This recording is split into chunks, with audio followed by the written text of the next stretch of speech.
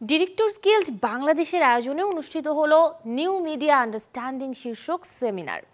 আগামী 2 বছর প্রশিক্ষণ ও আর্কাইভ বিষয়ক দপ্তরের কাজের অংশ হিসেবেই মূলত এই সেমিনার, যেখানে অংশ নেন শুধুমাত্র ডিরেক্টরস গিল্ড বাংলাদেশের সদস্যরা। বাংলাদেশ মহিলা সমিতির আইভি রহমান মিলনায়তনে এদিন ছিল শতাধিক নির্মাতার উপস্থিতি।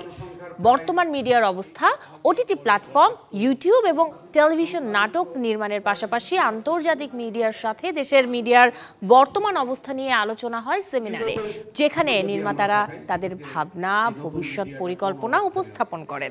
আলোচনায় অংশ নেন চলচ্চিত্র নির্মাতা মতিন রহমান, অনিমেষ আইচ এবং বঙ্গবিডির কর্ণধার মুশফিকুর রহমান মঞ্জু। অনুষ্ঠানে প্রধান অতিথি ডিরেক্টরস গিল্ড বাংলাদেশের সভাপতি শহীদুজ্জামান সেলিম, আর বিশেষ অতিথি হিসেবে উপস্থিত ছিলেন সাধারণ সম্পাদক ফরিদুল হাসান। সেমিনারে মূল প্রবন্ধ উপস্থাপন করেন নির্মাতা শহীদ রায়হান এবং মডারেটর হিসেবে ছিলেন নির্মাতা মোস্তফা মনন।